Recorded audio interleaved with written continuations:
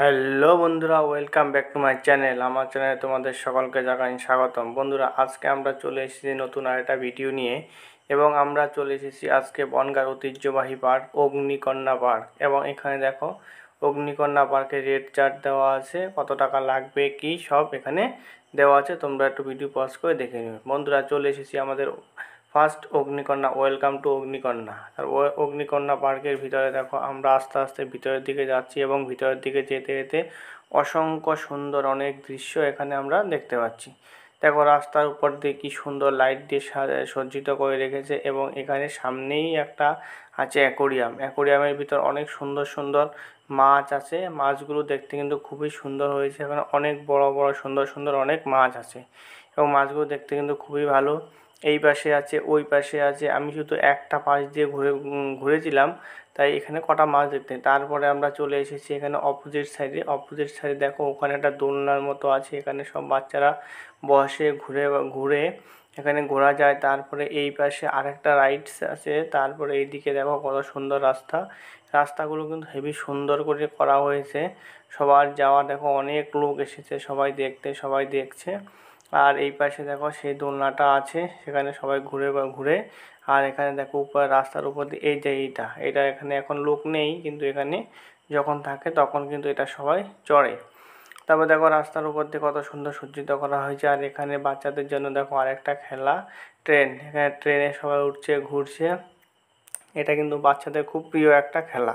তাই বাচ্চারা এখানে ওঠে, ঘোরে। তারপর দেখো অনেকে আছে এখানে আসে, ঘুরতে আসে। তারপর দেখো চলে এসেছি সামনে একটা রয়েছে গোপাল ভাঁড়, বিখ্যাত গোপাল ভাঁড়, কৃষ্ণনগরের গোপাল ভাঁড় দাঁড়িয়ে আছে। তারপরে এই দেখো দেখো এটা আরেকটা রাইডস। এখানে এটা সব উপরের দিকে একবার উঠবে, আবার নিচের দিকে নামবে, এই করে। এটাও খুব ভালো, কিন্তু এখন লোক নেই তাই এটা চালানো হয়নি। তারপর ওখানে একটা ড্রাগন আছে।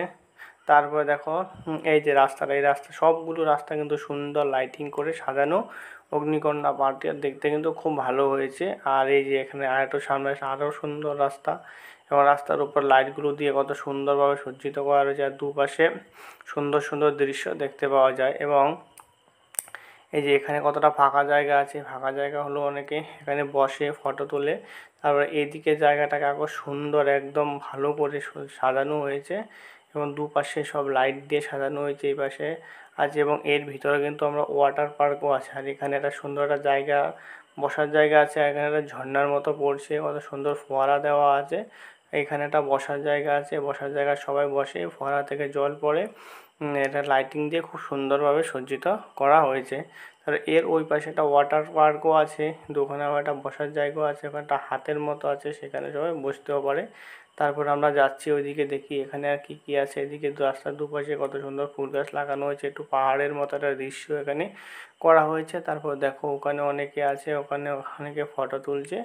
এই যে রাস্তার দুপাশে অনেক ফুল। আর এই যে এখানে সুন্দর একটা দৃশ্য আছে। বন্ধুরা দেখো, কিসের জন্য এটা দিয়েছে আমি জানি না, একটা কি উদ্দেশ্যে করা হয়েছে।